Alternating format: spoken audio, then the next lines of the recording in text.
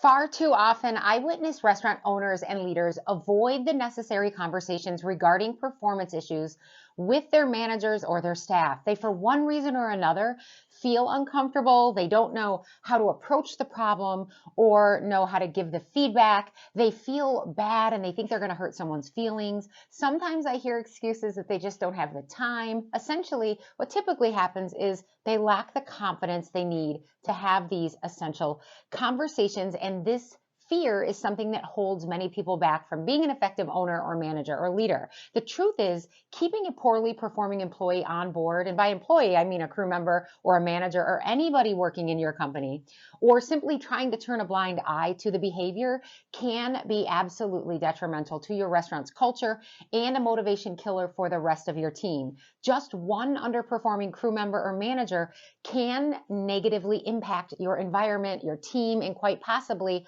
your bottom line, usually much faster than you can even imagine. So on today's show, I am going to share some tips on how to approach these difficult conversations and evoke positive change in behavior before irreversible damage is done. Before meeting with the employee, think about the information that will truly help them understand the critical nature of the issue, as well as the improvements needed and any potential repercussions. Write down or gather any pertinent examples of poor performance, perhaps from a past performance review or input or complaints received from customers or coworkers or others. While names should be withheld in order to avoid infighting or retaliation, be prepared to address specific examples of the undesirable behavior. When you need to have a conversation about poor performance, this is not the time to focus on hostility or rudeness or assume a confrontational mindset.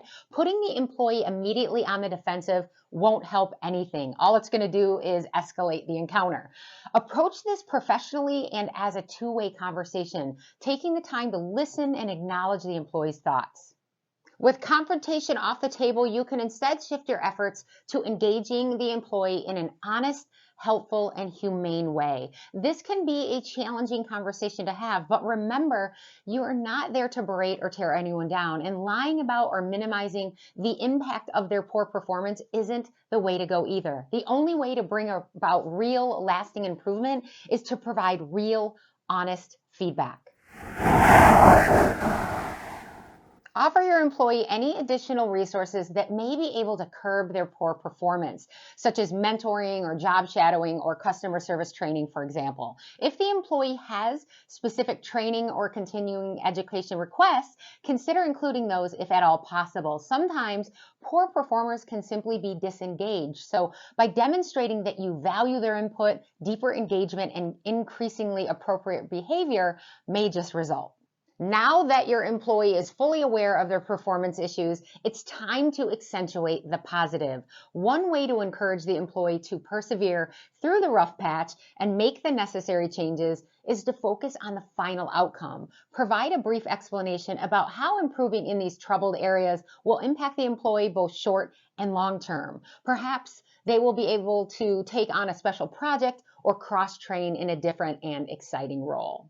Because of labor laws and legal protection, it's important that you document the entire encounter.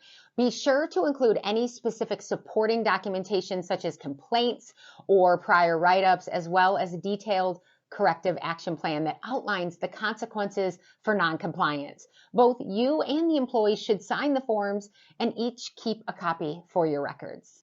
As part of the corrective action plan, you should establish specific intervals of time in which the employee should demonstrate improvement in their performance. Generally, you want to provide employees with at least 30 days to get back on track, but 60 days and 90 days, those intervals are quite common as well. During each follow-up checkpoint, reiterate the progress that's made and the next steps required to continue on a successful path. In a couple of weeks, I am going to be focusing an entire show on how to effectively utilize corrective action forms, so be sure to check that out.